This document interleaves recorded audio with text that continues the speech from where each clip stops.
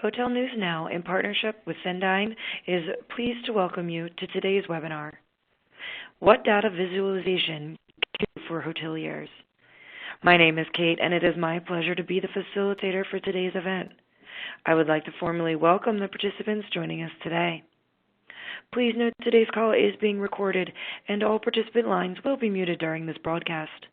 If you experience technical difficulties with the web portion of today's program, please email hnn@compartners.com or send a message in the chat box.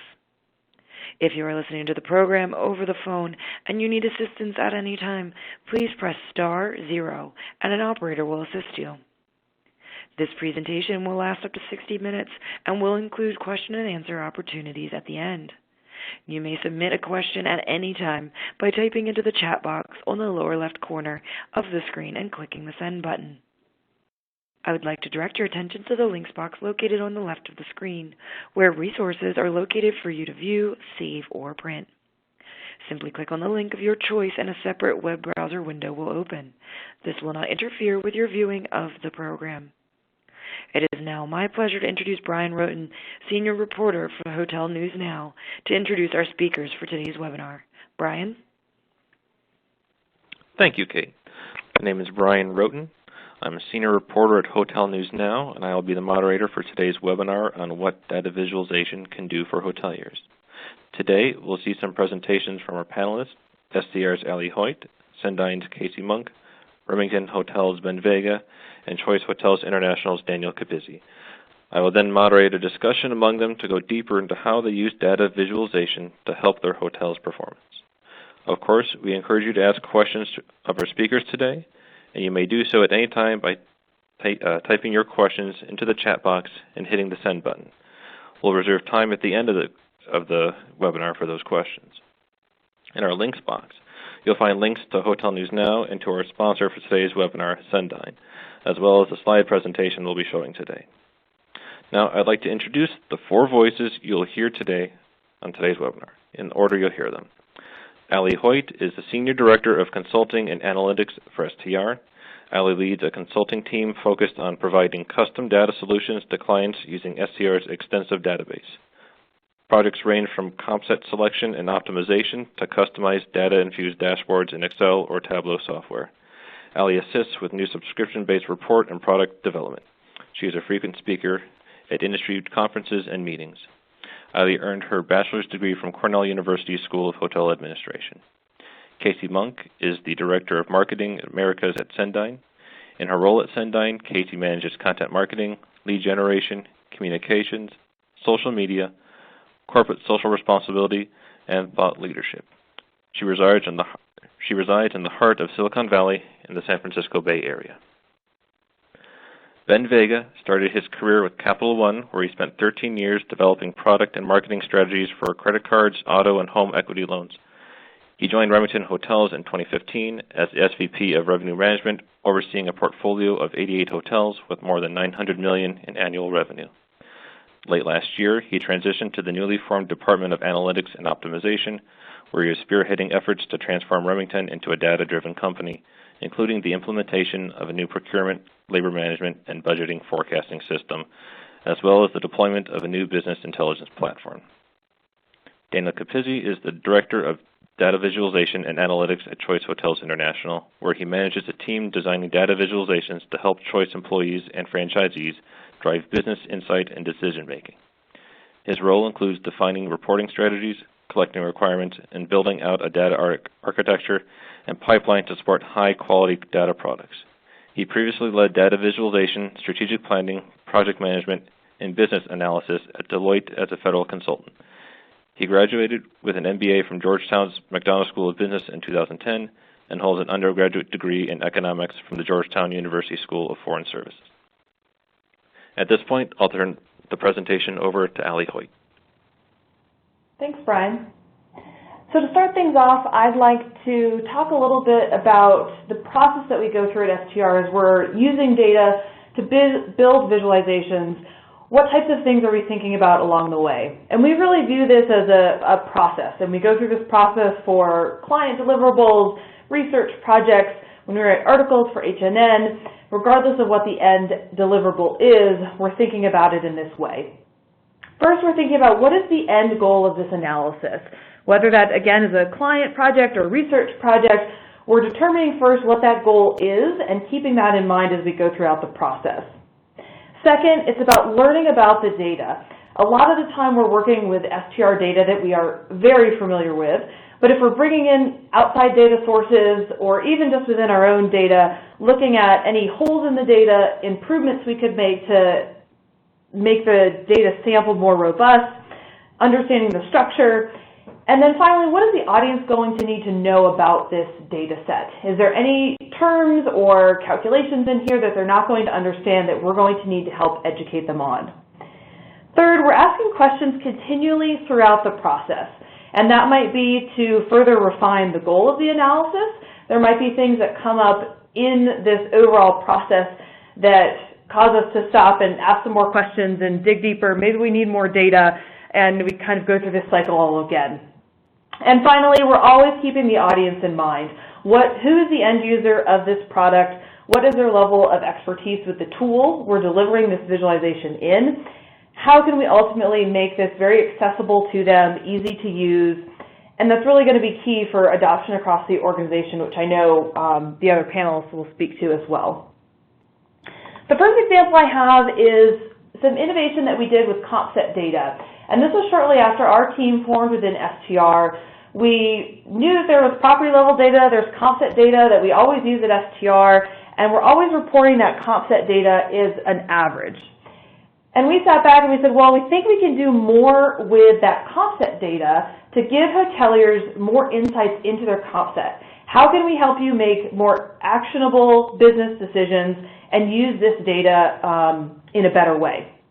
So that top chart there is something for any hoteliers on the line that you're very familiar with, of daily RevPAR performance for a property and a comp set. And that's just average comp set performance. The bottom chart is what we call the bandwidth, and we developed this visual to show the minimum and maximum achieved performance in the comp set on a daily basis by a single property. So rather than just looking at that overall performance, by adding this visual, we're now able to show a property. Are they underperforming or overperforming the highest performer in their comp set on that day? And they can start to then find, where are my areas of opportunity? What is the potential revenue that I'm leaving on the table? And can I start to increase my performance to reach the top of this comp set? There aren't a lot of numbers on this chart, and that's to protect the confidentiality of the data, which is behind everything that we do. But just by building out this simple visual, it's brought a lot more, I think, actionable insights to comp set data for individual hotels. My final two examples are with industry level data, which is the remainder of everything else we do at STR. If we're not talking about properties and comp sets, we're looking at markets or sub-markets. And this example is from Superstorm Sandy, where we mapped the daily demand percent change for over 600 submarkets across the U.S. during the length of this storm. And this is a case, we developed this using Tableau. This is a case where we would have never seen a story in an Excel file of rows and rows and rows of data, and we very quickly can find the story when we're mapping this performance data. I think one of the most important examples from this case of Superstorm Sandy and how we built this visual is that we really wanted to use colors that resonate with the audience, and I think that's an important tool to remember. Here, green means an increase in demand, and red means a decline in demand. And those are very simple ideas to get across to the audience. Green means good, red means bad. They already know how to associate with those colors. So it's important that we chose those colors and made it very quickly. We were able to then quickly see the story in this data. The final example is an internal tool that we built and we use when we are going about and doing custom forecasts. This allows us to view our pipeline data as well as existing hotel supply. And through this visual, we're able to dig a little bit deeper than just the submarket level. And this is an example from downtown Nashville. And so in this case, we're looking at already the CBD within Nashville, but if we're doing a comp set forecast for a very specific set in a location in Nashville, we want to be able to see further than just the overall submarket. We want to perhaps see the relationship to Broadway or the Convention Center or West End. And this allows us to dig a little bit deeper visually into this map. We can do a radial search and view those results on here. A key piece of this visual that we built on the left-hand side of this screenshot is the ability to control user inputs, which I think is, again, a key piece of going back to the beginning part of this, understanding your audience. What do they already know about this data, and how can we help them use this tool?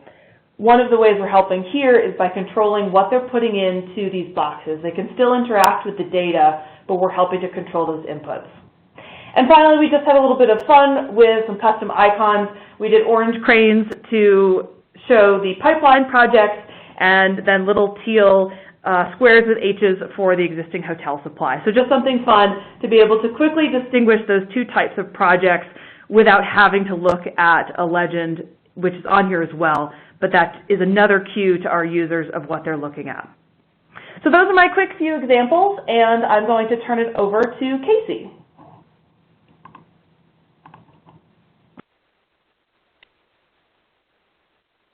Great, thanks, Allie. So here at Cendon, we think of data visualization as not just a practice, but as a superpower. Because when you present data visually in a way that can be explored and compared, it dramatically improves your team's ability to comprehend and collaborate on the information you're sharing. That's definitely the case with sales and marketing, which is a numbers game at the end of the day. Some of the most basic areas where we advise hotels to start combined data visualization are areas like campaign performance, surveys, loyalty, and spend for both transient and group. But data visualization is not just about measuring and showcasing the KPIs on each of those areas. It's also about how each affects the other and the inferences we can gain from what the data is telling us together. Data visualization that combines multiple sources distills information so it's telling the complete story. Not only can you see how a campaign performed on things like email opens and click-throughs, but how did that campaign affect larger purchase trends, guest satisfaction, or even loyalty? And here on the screen, you can see an example of a chart that does that. You can see how a total campaign affected the ADR, the occupancy rates, and the revenue monthly trends. Because when we curate multiple sources and visualize that data, we offer clarity and focus. It really reduces the cognitive load and gives your team the feel to collaborate on what really matters, knowing the role that each can play in success. Within the sales and marketing team, we can see the performance of not just the creative, but the distribution time, the outlet, the source, and all the other factors that go into play for where our messages go out to our guests. And as you do this, it's very important to give your users context of your given visualization. Be very transparent about the data sets, where they came from, and how it was collected and treated. And here you can see a sample report that shows the performance of a campaign within the Google metrics dashboard. And you can see clearly how the sources are labeled, and all that information is very clear to the user. But we can also use data visualization of combined sources to work stronger together with other departments, not just sales and marketing, like revenue management, for example, by seeing how rates affected campaign performance. Painting a picture of the data you collect also helps us see where to act fast in areas like operations and support, especially with our high-value segments or at-risk loyalists, if, for example, we see that they're not responding to our sales and marketing content. We can also spot larger trends that require course corrections, with data visualization explaining clearly what's going on so we can then align resources, both people and dollars. And in the chart that you can see here, which again shows all the data sets that were used in collecting this information, a hotel can see clearly how their various guest segments are performing at a glance. So now that you know why it's important and what data visualization from combined sources, I think you can see that's really the key from the Send-On perspective, and departments can do for sales, marketing, and your entire operation, I really recommend that you ask yourself these 5 questions before kicking off a project or revamping one. Number 1, do I have access to the data I need? Is it easy to gain, refresh, and illuminate visually? Number 2, do I have support with other teams? Will I have their buy-in to give me access to the data and to analyze it together once it's all assembled? Number 3, is there a data warehouse to bring this all together and a tool to visualize it with charts, graphs, and selectors so we can see various perspectives? Number 4, do I have a clear objective, set goals, and a purpose? And lastly, number 5, am I ready to learn from what the data is telling us? Will I respond versus react with an open mind and not manipulate the data to tell the story I want? I'm going to turn it over to Ben. And here you go. Thank you, Casey.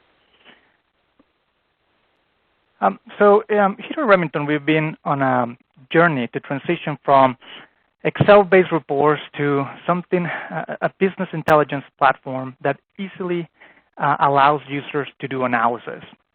And as we've gone through this journey, we found that the biggest benefit from some of these visualizations come when combining multiple data sources into one visualization. So I thought I would share a couple of examples where that materialized. In this particular user case, we wanted to understand what was driving the increase in labor costs. So as you can relate to, labor costs has been a big focus for us over the last 18 months. And the question on the table was, what's driving? Is it purely wages that keep increasing from a year-over-year perspective, or do we have opportunities to better manage our productivity and our overtime?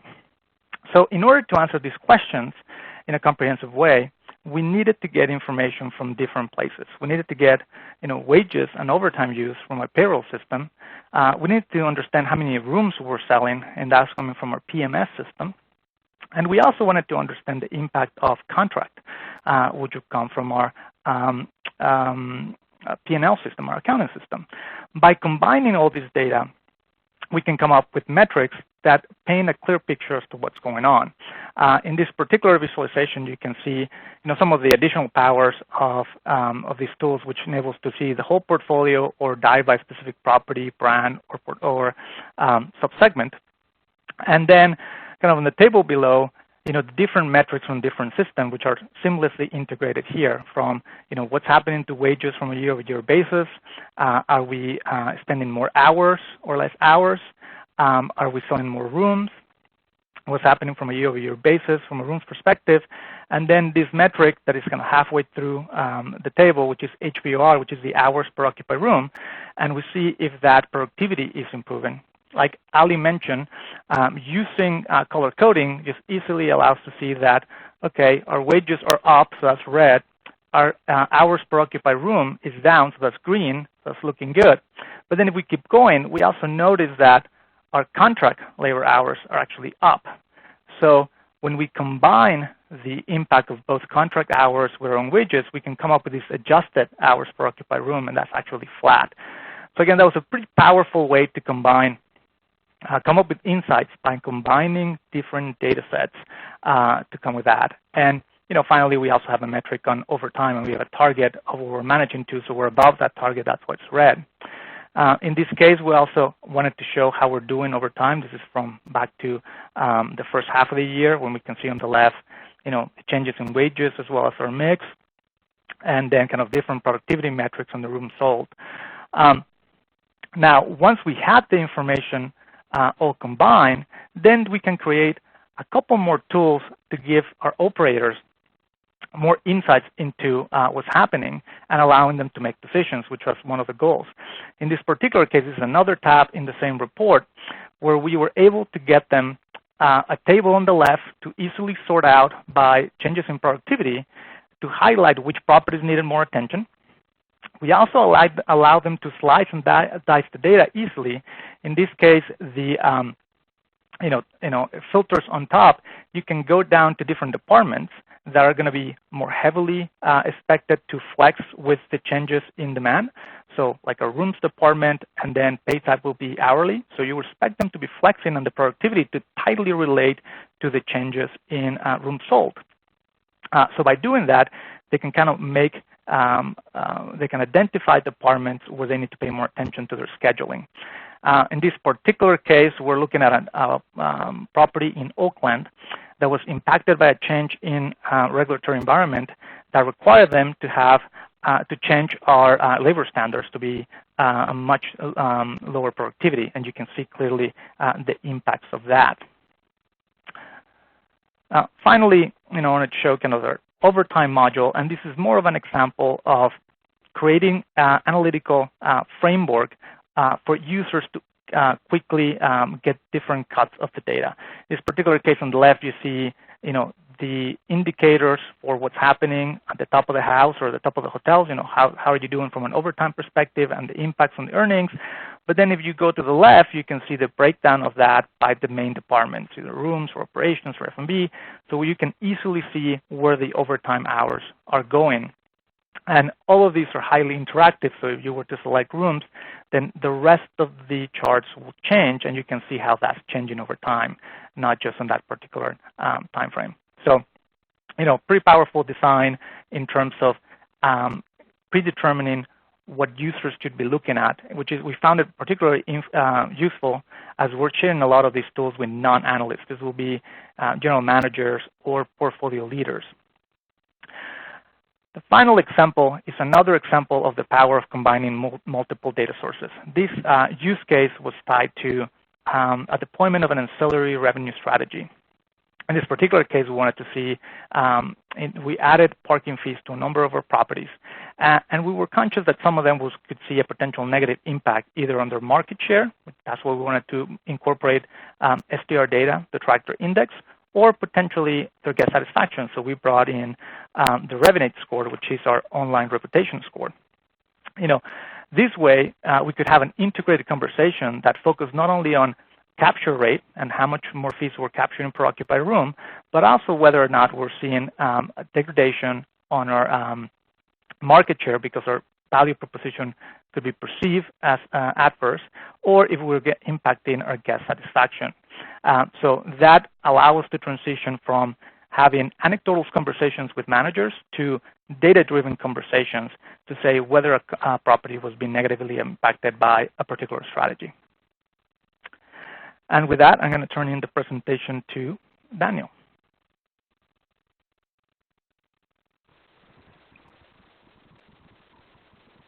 Great.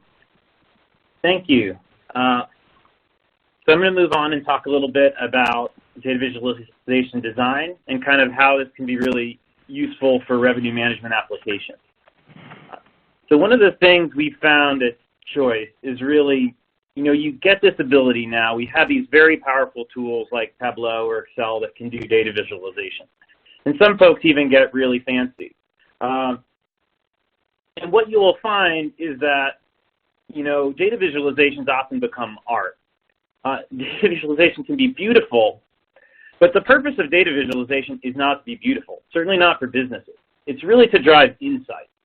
And so there's really some critical value add for being simple, for simplifying things down, for having some clear design ideas as you go into your data visualization, and making sure they are effective, making sure they drive the action, because what we really want to do as managers of businesses, as hotel owners, is answer specific questions and drive insight. We're not about making things pretty. Now, there are certain ways that you can make things pretty while you do that, but it's critically important to keep that function in mind, and I'm going to talk a little bit about that, and when used properly, how that can really help drive your business.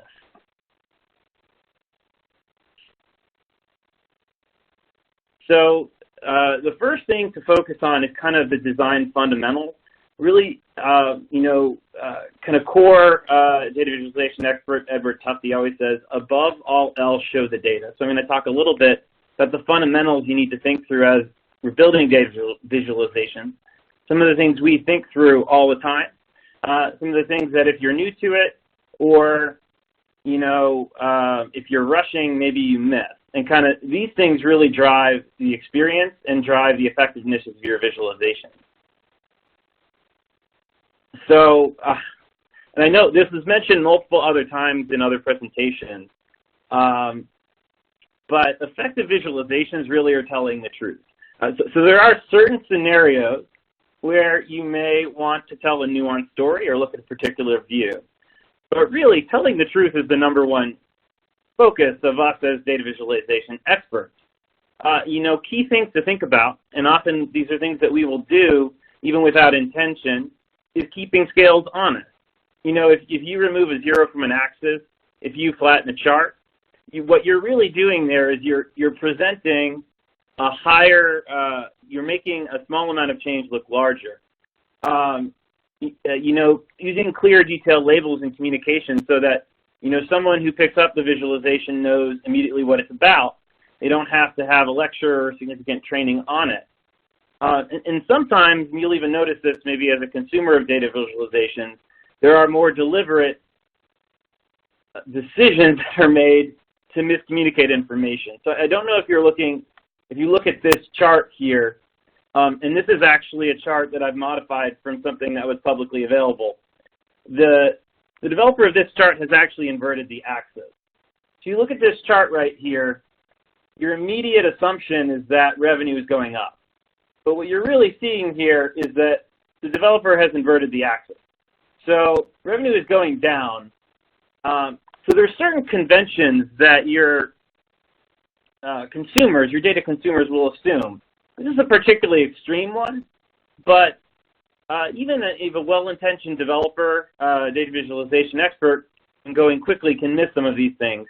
And scales are a critical one. Not just making sure they're that zeros included, but making sure that axes are aligned across comparable charts and things like that. So really, the first design principle is that visualizations tell the truth. You know, and that's #1 for us, certainly. The second is really making sure they're easy to read. And one of the things we work very hard on is, you know, streamlining. And so normally when you're just starting out and you're building data visualizations, the first thing you think about is all the metrics you need on the page and how many metrics you need. And you'll go through the laundry list, and you'll come up with that list, and kind of maybe you start with 50 metrics, and you work way down to 10, and maybe you actually start building something out and you end up with 5. But really, simpler is better in this context. And there are some ways to streamline that visually. The first thing is to avoid chart junk. Graphics should really only be used to convey data, to convey information. If there's anything on the chart, there's color that isn't communicating something to the user, it's probably unnecessary. You really want to use color, size, and scale to convey information, not to look pretty. And then the next thing is really to select the right chart for the right use case and avoid flashy but ineffective charts. And a very good example of an ineffective chart is a donut chart. So research has in fact shown that donut charts are very difficult for the human eye to read. So a user who's using a donut chart is going to really struggle to understand the data at a quick glance. What they're really going to have to do is read the labels of the graph. And if you've gotten to that point, you might as well just share a table of data. And so then the third design principle we talk about are effective visualizations tell a story. And so that's really about interactivity. So this is a case where this is one of the visualizations we're quite proud of. It's focused on revenue management, and it's highly interactive, but it focuses on one very specific use case. The use case here is I'm a hotel owner, and I want to know what the next few months are going to look like, and I need to drive my demand management. And so in the top chart, what we're really looking at is a year-over-year comparison of pace. So I'm seeing how I'm pacing this year and how I paced last year for the same time period. So you can make a very quick decision and say, these months are the months that I'm behind pace, and I have to do something about that. And then the next step is to drill down, of course. And so the interactivity in the design is critical to allow you to drill down here. So you can click on a particular month and drill in, and then you can look at that same view at the day and segment level. So you can make quick assessments. What's making me behind on this month? Well, on this month, I'm probably behind because the qualified segment is behind where it was last year.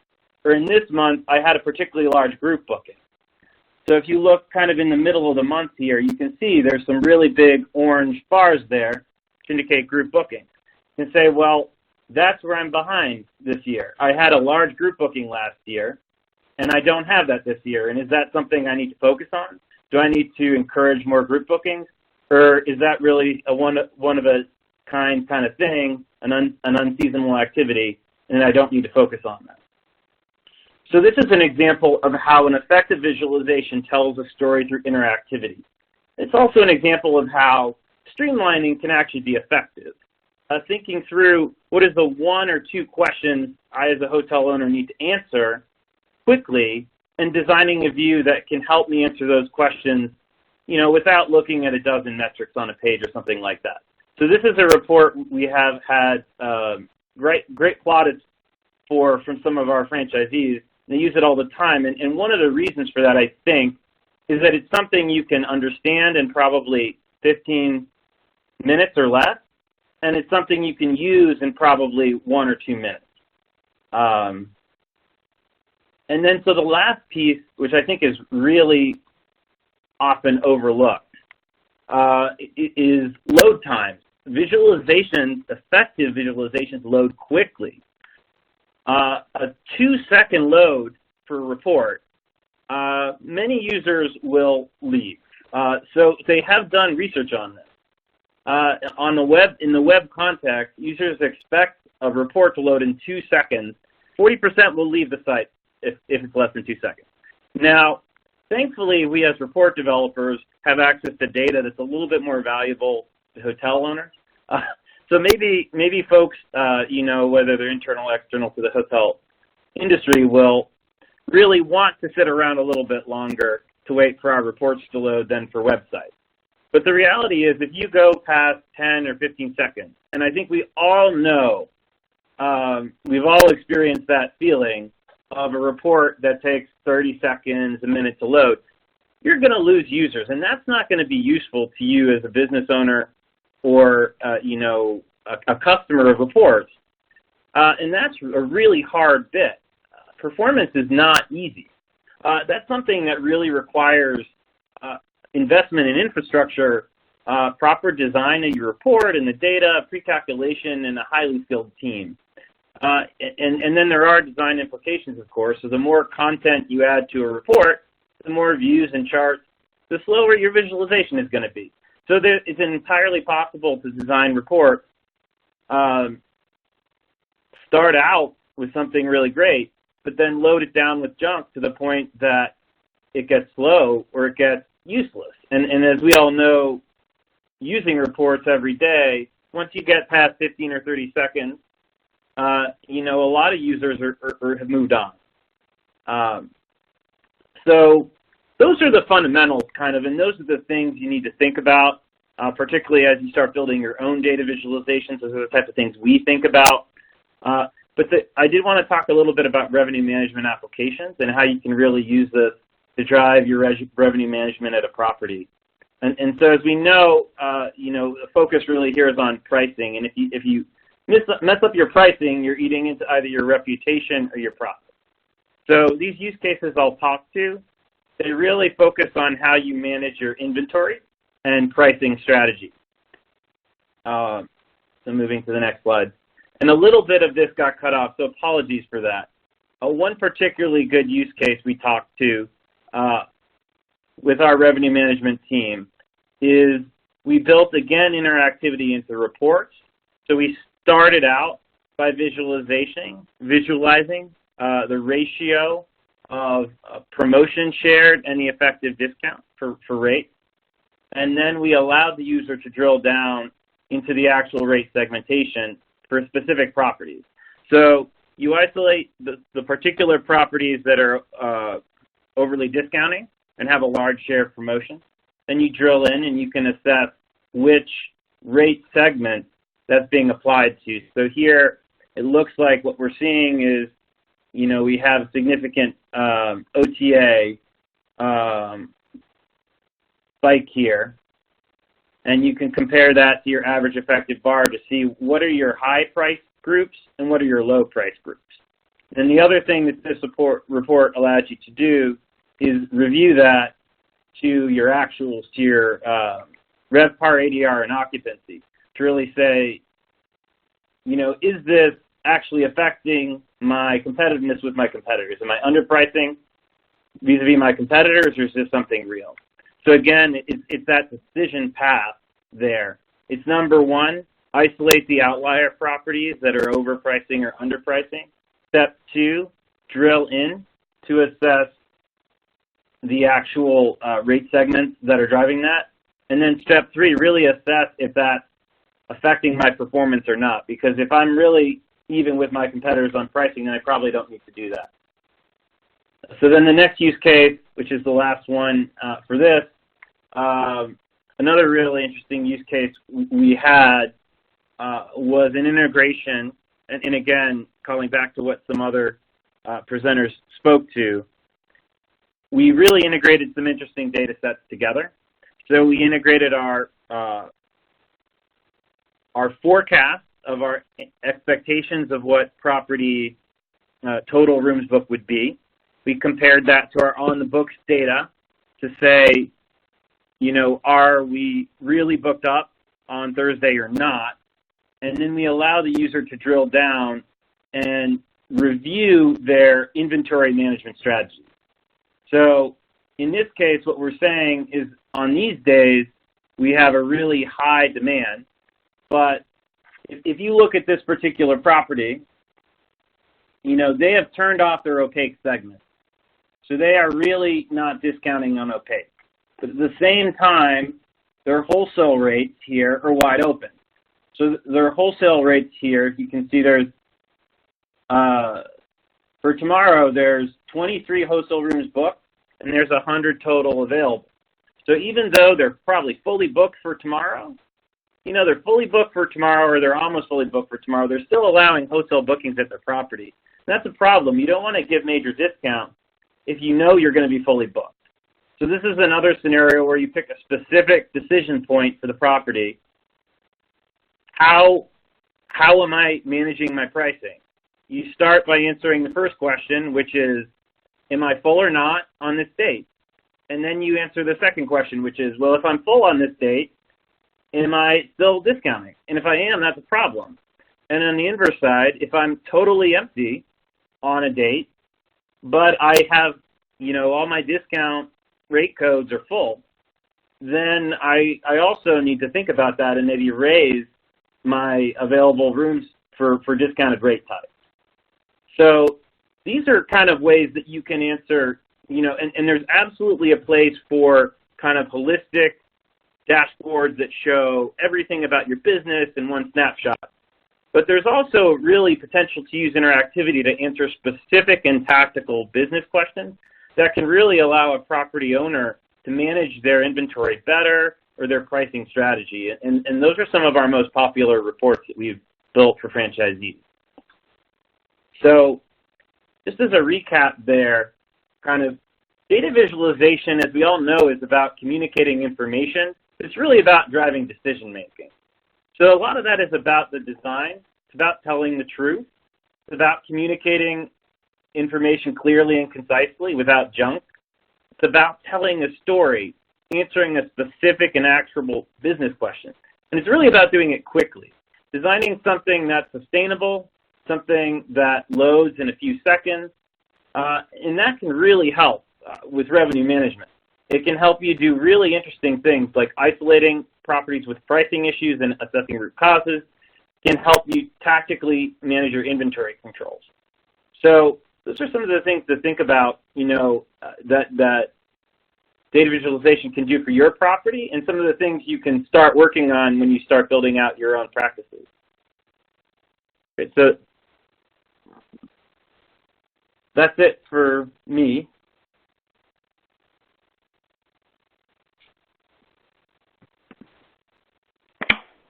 Brian, did we lose you?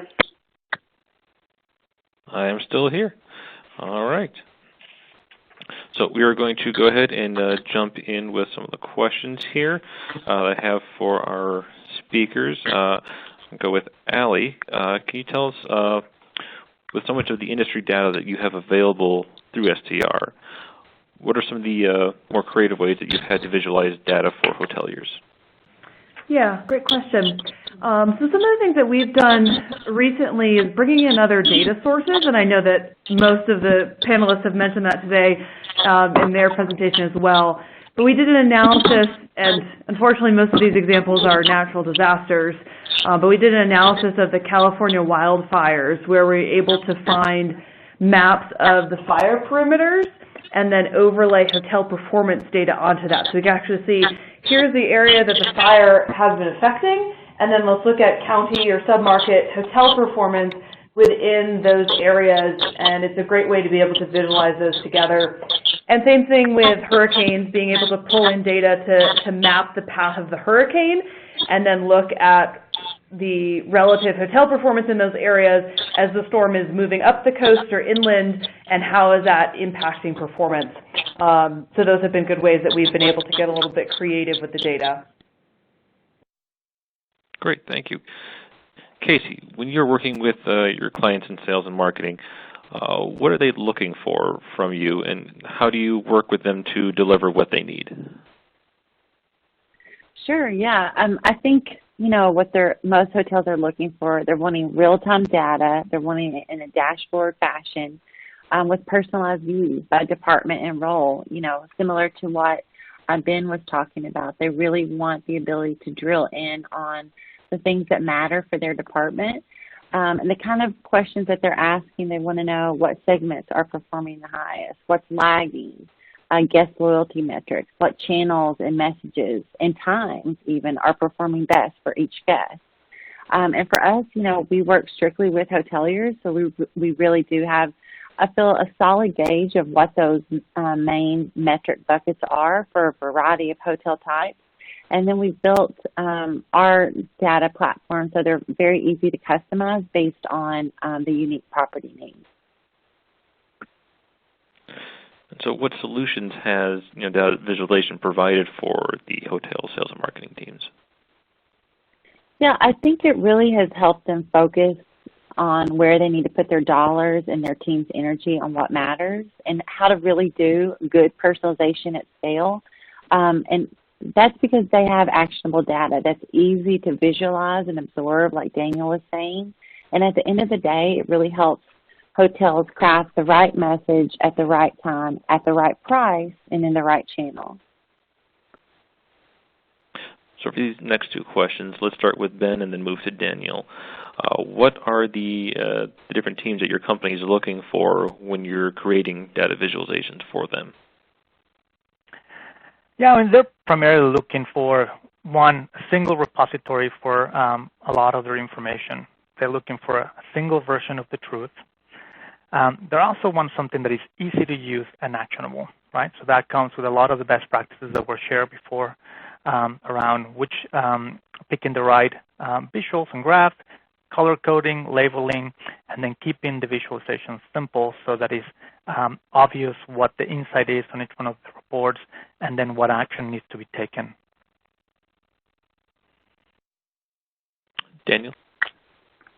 Yeah, I mean, it varies a wide bit based on our customers, but I think ultimately, broadly, those are the right things. But every customer has their own particular metrics and goals, of course. We've worked a ton with revenue management on optimizing pricing and inventory controls. Franchise services is really focused on performance and portfolio management, identifying the properties that really need the most help, and even really interesting things like were discussed previously, comp set selection, having ways to really isolate nearby properties that would be good to include in comp sets or not. And then, other customers like the sales team working to process bids and assess corporate relationships. And then, with the loyalty team, it's generally about measuring the value of the loyalty program and optimizing strategy. So it really depends on the customer, but There's all those fundamentals that we previously talked about are consistent across customer groups. Great. And so when you're working with the different teams in your companies, how closely are you working with them? Are they just sending a request to you, or do you go and meet with them and really help figure out what it is they need? We work pretty closely with them. Typically, it starts with a use case. So basically, what is the basic business need that they're trying to solve? And then it starts an iterative process where we come and take a few tries at data visualizations, share with some of the leaders and kind of our power users, get feedback, tweak, and then at that point, after a couple of those turns, we release it to the wider audience and do data literacy to start training them on how to use them. Yeah, and that's very similar for us. We much prefer to be iterative, very quickly mock something up directly with a few key customers on a whiteboard or what have you, build a prototype quickly with mock-up data or real data if it's available, and then iterate from there. And normally we find that you can have something really quickly in a few weeks, and that allows you to interact with the data and understand it better and improve it from there. And then the critical component there after that is the communication, the training, and the change management to make sure you roll it out to the broader customer group. Now, Ben, you work with, obviously, with the teams at your properties as well as the owners that your company is working for. So when you're coming up with your data visualizations, how do you tailor your work to each of their needs? Yeah, it's a great question. I'll say we look at it less from an internal versus external view and more from a role view. So if we're thinking of an owner, of an asset manager, the type of visualizations are going to be comparable to some of our divisional leaders, which are overlooking a portfolio. And when we're thinking of visualizations that we're doing for either a revenue manager or a general manager, those are going to be either a slightly more detailed or tactical, right? So it depends, to the end of your questions, like what is the different needs for each of those roles. For owners or asset management is more of that holistic picture of how the asset is performing and some of their specific KPIs that they care about. And so we tailor the visualizations to cover those needs. Great. Now, Daniel, with so many franchisees under Choice's brands and in the different chain scale segments, how do you visualize your company's data that fits each of their needs? Sure. I mean, it's definitely challenging. I normally say, pick a new customer and you'll have a new report, even though they all have the same metrics. So whoever you start with, you might end with something totally different. We normally try to do, we do have certain segments that we isolate. Upscale, operates differently, so we tend to have more custom upscale reporting.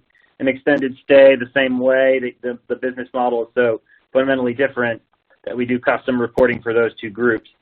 Outside of that, it's really about understanding the use case and then the decision that the property owner is making. Because if you focus it on the decision, then you're going to build something that's more universally useful, generally speaking.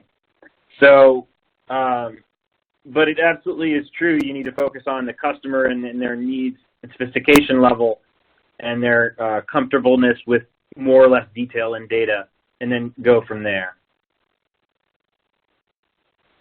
Great. Now to begin closing out, I'd like to ask each of our speakers to share one quick takeaway from our webinar for attendees today. Explain the best practice for hoteliers to remember when it comes to working with your teams and clients to create visualizations that will serve them best. It can be a simple best practice that gets overlooked or something that's a little more complicated. So we'll start with Ali. Yeah, I think that for me it's about maintaining focus on the business goal. Don't get distracted by building pretty designs and lots of color. Be very purposeful in what you're doing and stay focused on that original goal. Casey? Yeah, I think for me it's The advice would be to be persistent and know that it's worth it, this practice, and to crawl before you walk. So you can see the end picture and then build it block by block with adding different sources as you continue your visualization journey. And Ben?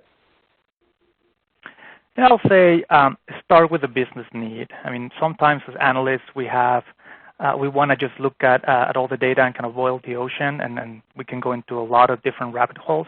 If you start with a specific business need or use case, you're more likely to quickly get buy-in, derive insight, and get to actionable results. And Daniel?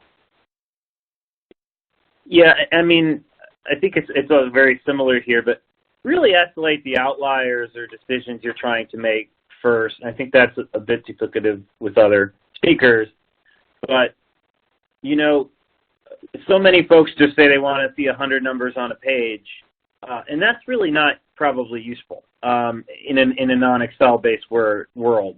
So really think about the outliers you're looking for and the key metrics and narrow it down, and that'll get you much more effective reports and visualizations that get you to your answers more quickly. Thank you. Now it's time to go to audience questions. Kate will remind those on the call how to ask a question.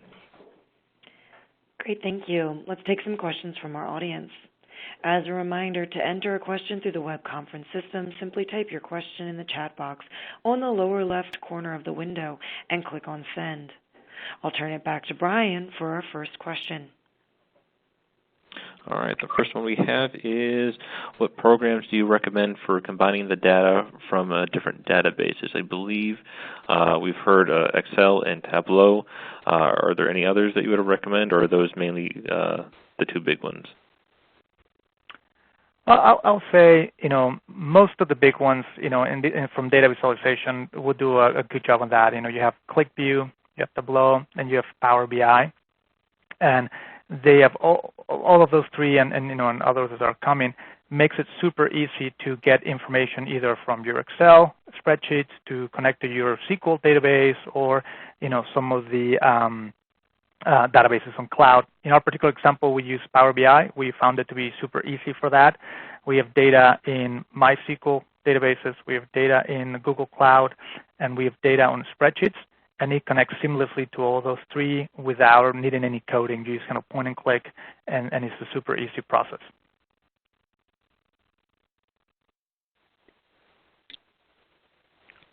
Great. Yeah, and from our end, from the send-on perspective, we definitely love those tools as well. They're great.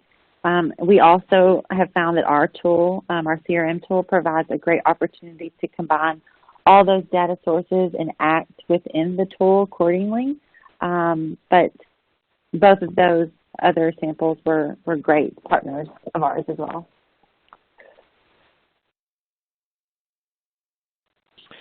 Great. Well, it looks like that is all we have waiting for us for today. So before I turn it back to Kate to close the program, I'd like to remind everyone that you can download today's presentation from the links box on your screen. And with that, I'll turn it back to Kate to close the webinar. Thank you. And with that, we must conclude today's program. This session has been recorded and will be available within 3 to 5 business days. You may access the recorded archive by using the same login information you used for today's live webinar. Feel free to share the recording link with your colleagues. On behalf of Hotel News Now and Sendine, thank you to our speakers and, of course, all of today's participants. Have a good afternoon. You may now disconnect.